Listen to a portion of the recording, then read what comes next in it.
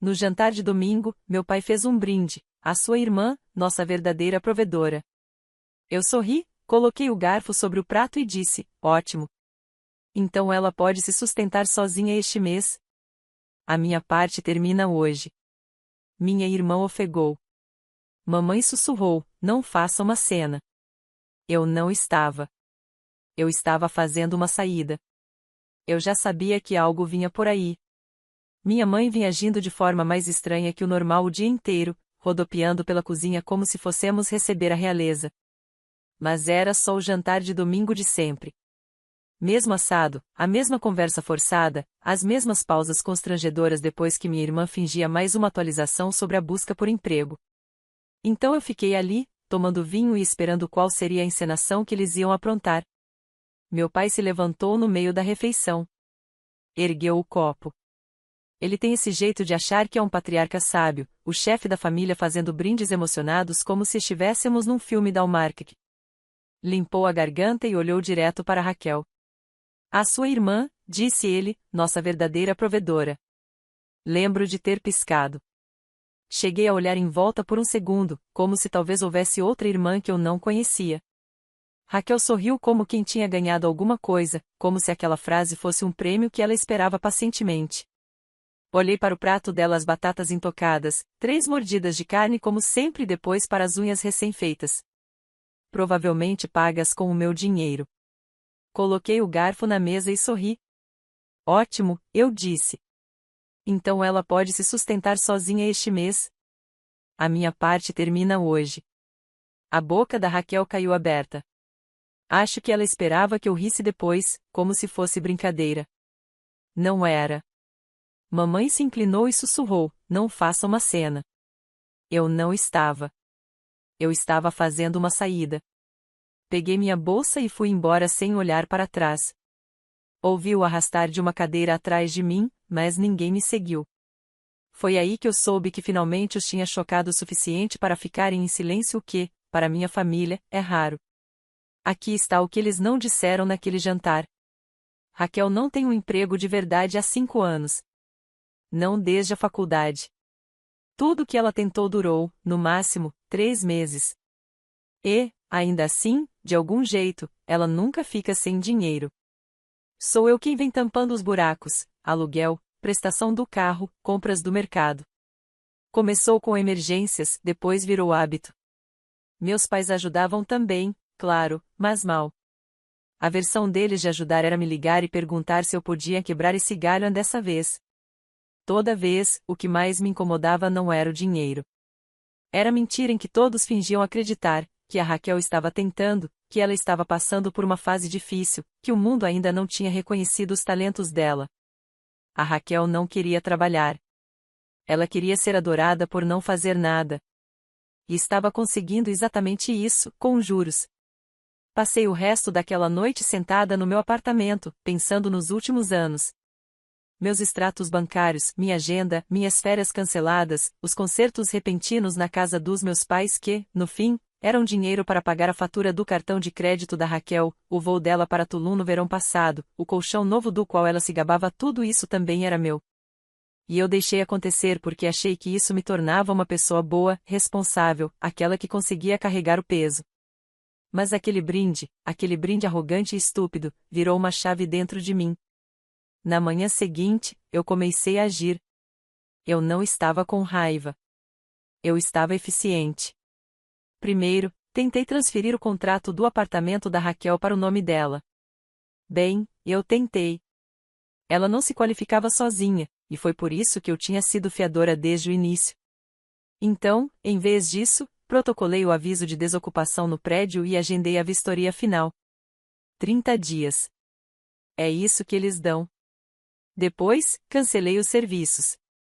Todos. Água, luz, Wi-Fi, tudo desligado.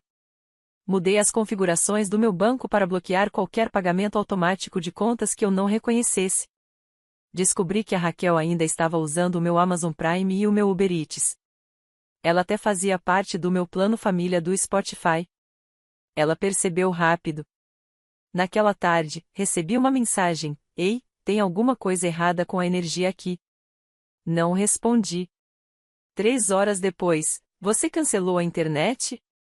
WTF? Ainda assim, nada da minha parte. Naquela noite, minha mãe ligou 2 vezes. Eu vi o telefone tocar, vi parar, vi tocar de novo. No fim da semana, o meu silêncio fazia mais barulho do que qualquer coisa que eu pudesse ter dito. Mas eu estava só começando.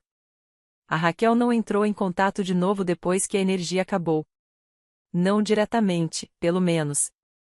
Ela passou a postar stories enigmáticos no Instagram, telas pretas com legendas como: algumas pessoas só te amam quando você é útil.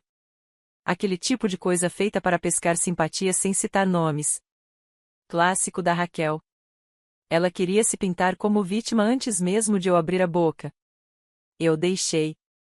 Enquanto isso, meus pais escalaram a situação. Minha mãe deixou um recado fingindo que nada estava errado, perguntando se eu iria à igreja no domingo, como se eu fosse sentar ao lado deles como se tudo estivesse bem. No dia seguinte, ligou de novo, chorando. Soluços de verdade. Disse que eu estava destruindo a família. Meu pai tentou outro caminho. Mandou um e-mail longo, com tópicos em forma de lista, como uma proposta de negócios. Nele, detalhava todas as formas invisíveis pelas quais a Raquel contribuía para a família. Aparentemente, a presença dela tinha valor emocional. Aparentemente, o espírito criativo dela nos inspirava a todos. Eu queria estar brincando. Ele usou expressões como trabalho emocional e contribuições não monetárias, tudo escrito como se fosse fato. Segundo ele, a Raquel era uma provedora porque dava a eles um motivo para continuar acreditando que ela mudaria. A pior parte é que eles realmente acreditavam nisso. Tinham construído toda a narrativa deles em torno da ideia de que a Raquel era especial. Desde crianças, ela era a que tinha potencial. Eu era a que tinha disciplina. Ela era adorada só por existir. Eu era tolerada por produzir. Quando eu tirava notas máximas, diziam que eu era responsável. Quando a Raquel entregava um trabalho de arte pela metade, diziam que ela era talentosa. Quando comprei meu primeiro carro, me pediram para não esfregar na cara de ninguém. Quando a Raquel bateu o dela, disseram que ela estava passando por uma fase difícil. Essa dinâmica não acabou quando crescemos. Ela só ficou mais cara. Uma semana depois do jantar, a Raquel finalmente mandou mensagem de novo. Dessa vez, tentou ser doce.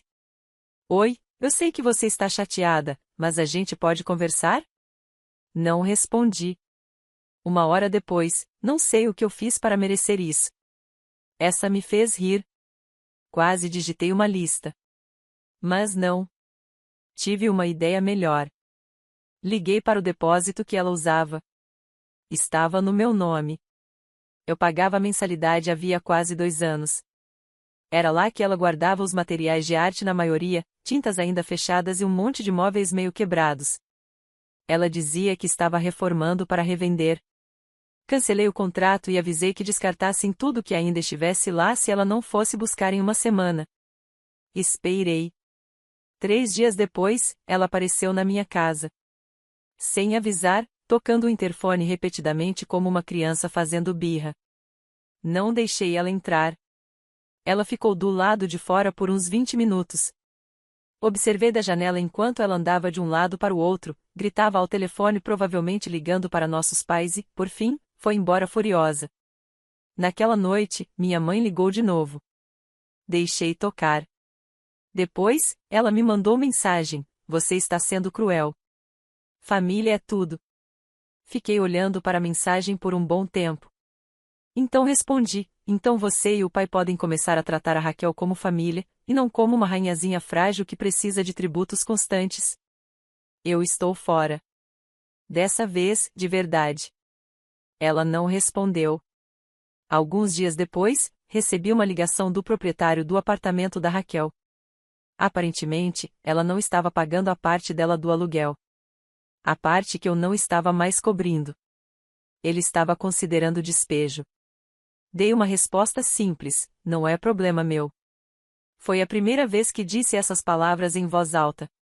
Pareceu respirar ar fresco depois de anos em um quarto abafado.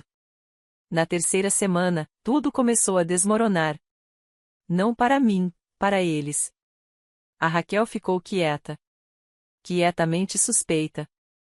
Nenhuma mensagem, nenhuma chamada perdida, nenhuma desculpa falsa, nenhuma só passando para saber como você está. Foi assim que eu soube que ela estava em queda livre. Ela só desaparecia quando estava envergonhada demais para pedir ajuda diretamente ou quando estava ocupada fabricando uma versão da história em que ela era vítima e eu, a vilã fria e sem coração. Enquanto isso, minha mãe entrou em modo campanha, ligando para parentes distantes, amigos da família, qualquer um que quisesse ouvir. Ela pintou a situação como se eu estivesse passando por alguma coisa. Disse que eu estava sob muito estresse no trabalho, que eu não era mais a mesma ultimamente. A ironia de ela culpar a minha carreira, a mesma carreira que eles exploraram por anos, não passou despercebida por mim. Minha prima Gena me mandou um print de uma postagem que minha mãe fez no Facebook. Apenas uma foto da Raquel sentada no quintal deles, com uma xícara de chá, e uma legenda qualquer sobre manter os filhos por perto, não importa o quê. Eu nem reagi. Tinha passado anos explicando, anos me justificando. Eu tinha terminado de escrever notas de rodapé para os meus limites. Naquela mesma semana, recebi um e-mail de uma administradora de imóveis. Aparentemente, a Raquel tinha me listado como referência em um pedido de aluguel. Ousadia pura. Eles pediam verificação do emprego e da renda dela.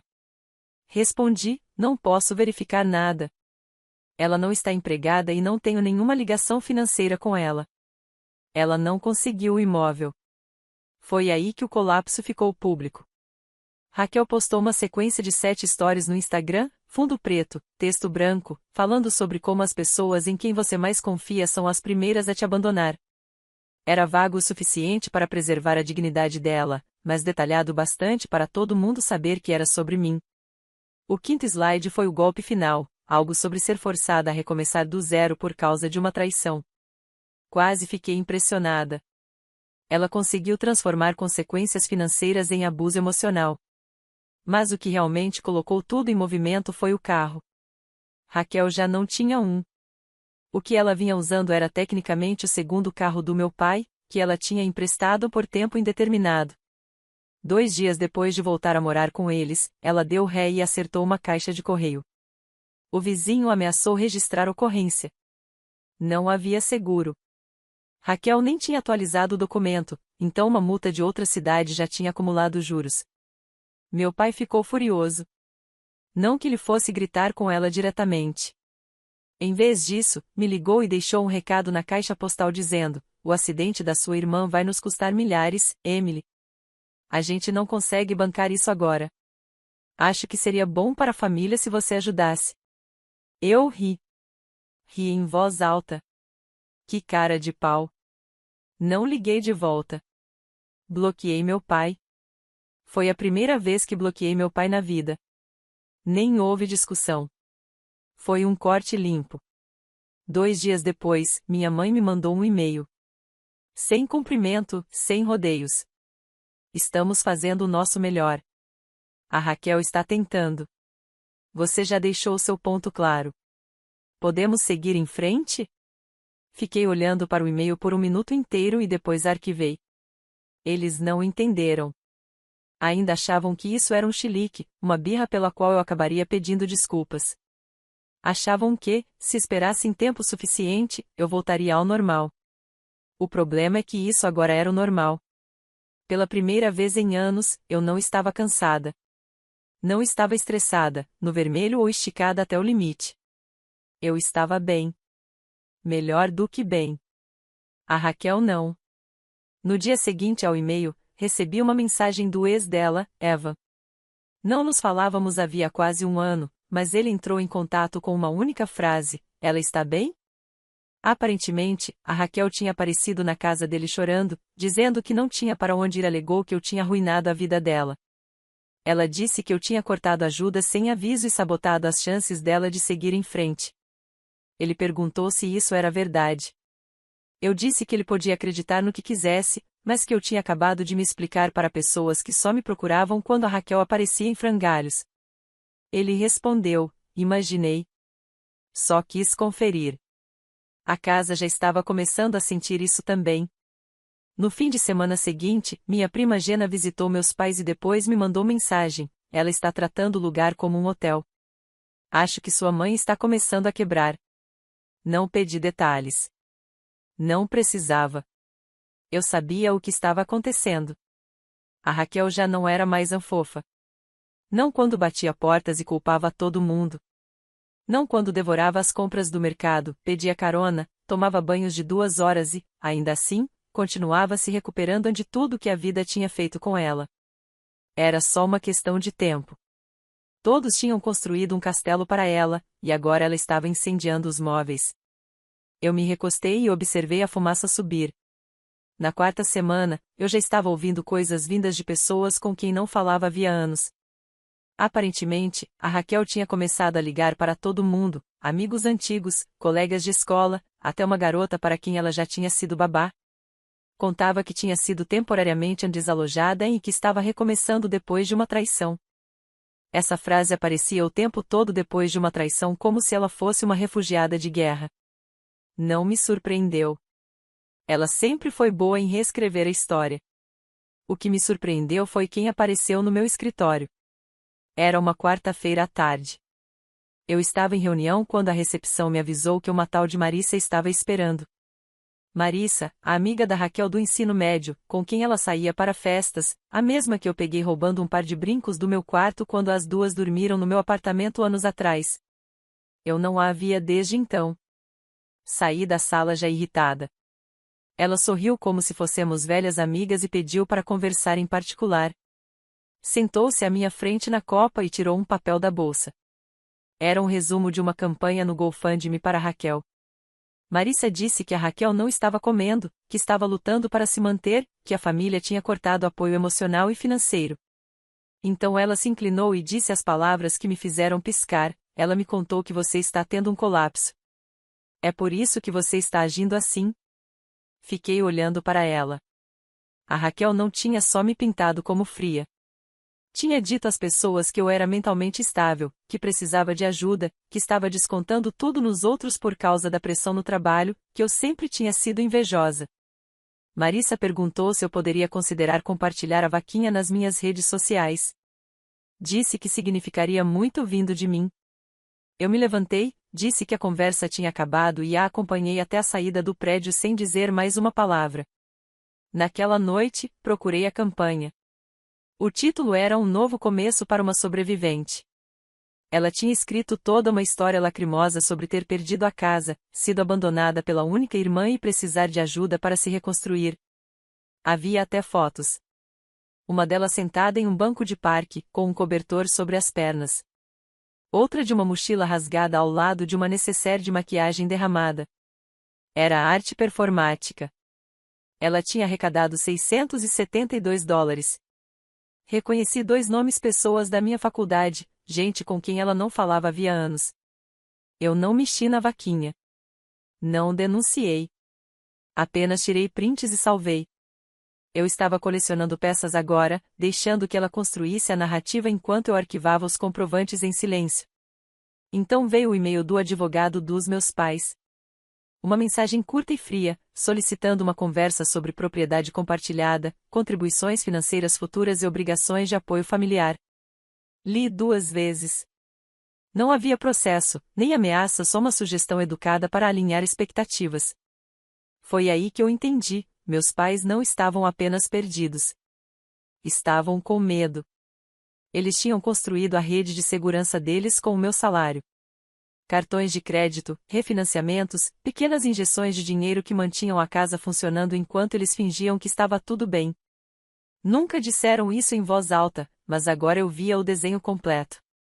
A aposentadoria era uma fantasia. Os investimentos do meu pai tinham secado. As economias da minha mãe provavelmente estavam no armário da Raquel, penduradas em cabides de grife. Não respondi ao advogado. Liguei para o banco. Retirei meu nome da conta de emergência compartilhada que eles tinham aberto para o caso de algo acontecer há anos atrás, a mesma conta que eu vinha reabastecendo discretamente sempre que as contas apertavam. Depois fui além. Solicitei uma auditoria de todos os pagamentos feitos naquela conta nos últimos 5 anos. Era pior do que eu imaginava. Diárias de hotel, compras pessoais, um Uber até um spa. Eles tinham usado o fundo de emergência como um cartão de débito pessoal. A maioria das despesas estava no nome da Raquel. Naquela noite, fiquei sentada no meu apartamento, com todas as luzes apagadas, só o silêncio.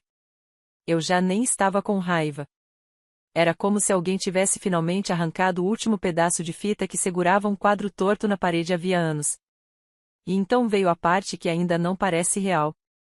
O ex da Raquel, o Evan, me ligou de novo. Disse que ela tinha aparecido na porta da casa dele. Não chorando, não em pânico, rindo.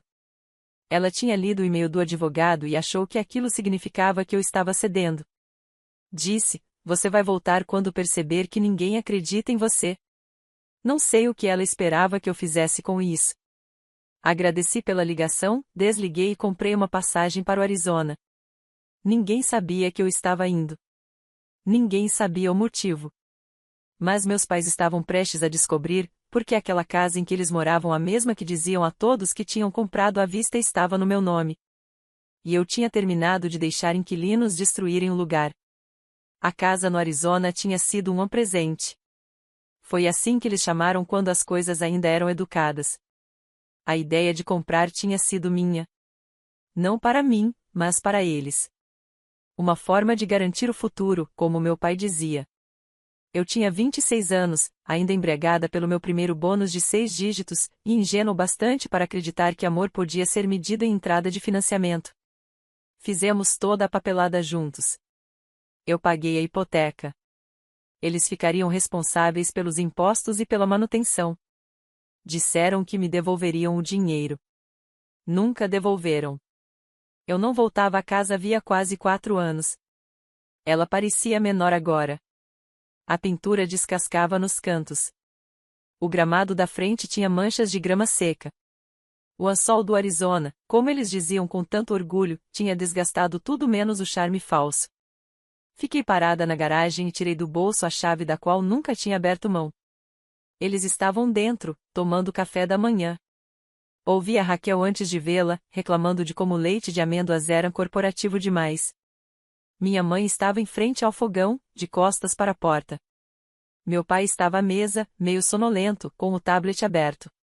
Ninguém percebeu minha presença até eu fechar a porta atrás de mim. Raquel se virou, colher na mão, e congelou. Minha mãe se assustou. Emily, não deixei que ela terminasse.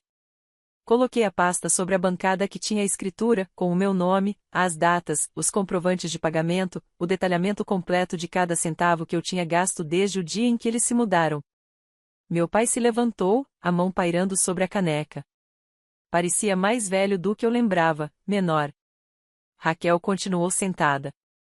Eu disse que aquilo não era uma conversa. Não era uma negociação. Eu estava ali para informá-los de que eles tinham 30 dias para desocupar o imóvel. Minha mãe começou a chorar. Meu pai perguntava se aquilo era uma piada. Raquel apenas riu e disse: "Você não faria isso." Olhei para ela e respondi: "Eu já fiz." Foi então que ela se levantou, jogou a colher na pia e saiu pelo corredor furiosa, como se ainda tivesse 13 anos. Ouvi uma porta bater. Minha mãe murmurou alguma coisa. Eu não liguei. Entreguei ao meu pai uma cópia da notificação de despejo, disse que o aviso formal chegaria pelo correio, que eu já tinha falado com uma administradora de imóveis e que as fechaduras seriam trocadas em 31 dias, estivessem eles prontos ou não. Depois fui embora. Sem ameaças, sem gritos, só fatos. No voo de volta, dormi como uma criança. Na semana seguinte, as mensagens se intensificaram. Minha mãe ligava todas as noites, alternando entre súplicas e ataques de raiva. Meu pai me mandava textos longos que pareciam discursos. A Raquel, numa reviravolta nova, postou um vídeo no YouTube intitulado "Quando o próprio sangue te trai." Não assisti, mas ele apareceu no meu feed porque alguém me marcou nos comentários. Ela tinha assumido de vez o papel de influenciadora. Na miniatura do vídeo, ela estava chorando. 10 dias antes do prazo de desocupação, recebi uma ligação do administrador do imóvel. A Raquel tinha tentado alegar que era inquilina com direitos de posse. Não era. O nome dela nunca esteve em nada. Ele disse que ela ameaçou chamar a polícia. Eu mandei deixar chamar. estava tudo dentro da lei. Alguns dias depois, uma amiga do ensino médio me mandou mensagem. Disse que a Raquel tinha começado a mandar demais para pessoas que conhecíamos, me acusando de abuso contra idosos. Ela disse que eu estava deixando nossos pais sem teto. Disse que estava considerando tomar medidas legais. Eu ri. Depois encaminhei a mensagem para o meu advogado. Naquela mesma noite, Raquel me mandou uma mensagem. Uma única linha: você ganhou. Espero que tenha valido a pena. Valeu. E ainda vale. Quando a caixa de chaves foi instalada na porta da frente, eles já tinham ido embora. Os carregadores vieram. Não perguntei para onde foram. Não precisava saber. A casa é minha de novo agora. Vou transformá-la em aluguel. Tudo que deixaram para trás foi doado. O suporte de vinhos, as plantas falsas, a louça rachada. E o anjo de cerâmica que minha mãe mantinha perto da pia. Tudo foi embora. E, pela primeira vez na minha vida adulta, não havia ninguém puxando dinheiro da minha conta. Ninguém pedindo só uma ajudinha. Ninguém fingindo que eu devia algo por compartilharmos o mesmo sangue. Eu ainda não tinha terminado de cortar laços, mas estava perto. A última mensagem que recebi da minha mãe chegou numa noite de quinta-feira. Sem cumprimento, sem assinatura, apenas isso: um dia você vai entender. Quando todo mundo te abandonar, família será tudo que restar. Não volte então. Não havia mais peso nessas palavras. Ela tinha repetido alguma versão dessa frase a minha vida inteira. Mas nunca entendeu o que realmente significava ir embora. O que significava escolher paz em vez de proximidade. O que era, finalmente, terminar. A essa altura, Raquel já tinha se mudado para a casa de um cara que conheceu num bar. Alguém com tatuagem no pescoço e bigode estilo handlebar, que gravava vídeos de skate para conteúdo. Minha prima Gena me mandou um print do story mais recente da Raquel, uma selfie borrada no espelho, com a legenda "Recomeçar do zero nunca me assustou. Nasci para reconstruir." Eu nem pisquei. Ela não estava reconstruindo.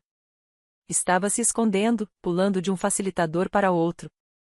Sempre encontrava alguém para carregar o peso que ela se recusava a levantar. Meus pais acabaram em um quarto de hóspedes na casa do primo do meu pai. Um banheiro compartilhado, sem TV a cabo. Minha tia disse que minha mãe andava quieta ultimamente, o que era código para miserável. Meu pai estava trabalhando meio período em uma loja local. Eles não contaram a verdadeira história para ninguém. Apenas disseram que estavam reestruturando as finanças. Eu deixei que mantivessem a mentira. Não me importava. O que me importava era o meu silêncio. O quanto ele tinha se tornado poderoso. Eles não conseguiam fazer chantagem emocional com ele. Não conseguiam manipulá-lo. Não conseguiam torcê-lo para parecer egoísmo ou drama. Era só silêncio. Permanente, intocável, limpo. No mês seguinte, terminei de cortar os fios. Troquei de número de telefone, criei novas contas. Mudei os contatos de emergência no trabalho. Removi todos os logins antigos que ainda nos conectavam de serviços de streaming ao armazenamento em nuvem, até aquela conta de companhia aérea que todos nós usávamos. Apaguei até as fotos antigas de família das minhas redes sociais. Não por amargura, mas por clareza. Eles não representavam mais nada. Eram como fotogramas de um filme no qual eu já não queria mais ser escalada. As únicas pessoas que tinham meu novo número eram aquelas que nunca me pediram nada que eu não quisesse dar. Não houve confrontos finais, nem áudios gritados, apenas um eco que foi desaparecendo aos poucos. Numa noite, a Gena e eu saímos para beber alguma coisa, e ela me olhou do outro lado da mesa e disse: "Você realmente fez isso, né?" Perguntei o que ela queria dizer. "Você cortou todo mundo." "Todos." "De vez." Eu assenti. Não expliquei. Ela não pediu explicação. A verdade é que eu não acompanho. Não fico curiosa. Não me preocupo mais com a Raquel. Não me sinto responsável pelo que acontece com aquele castelo de cartas agora que não sou mais eu quem o sustenta. Talvez um dia algum deles tente de novo. Envie uma carta, um correio de voz, um pedido de desculpas verdadeiro ou não. Talvez esperem algum grande acontecimento achando que é aí que eu vou ceder. Um aniversário, uma morte. Vão esperar muito. Porque, como eu disse e quis dizer, eu não quero contato. Não em 6 meses. Não em 5 anos. Não quando a Raquel finalmente ficar sem pessoas para usar. Não quando minha mãe precisar de alguém para levá-la às consultas. Não quando meu pai quiser me sentar para uma conversa sobre como tudo chegou a esse ponto. Eu não estou mais com raiva. Mas eu terminei. E, se algum dia eles aparecerem à minha porta outra vez, ela não estará trancada por maldade. Estará trancada porque eu já fui embora e não vou voltar.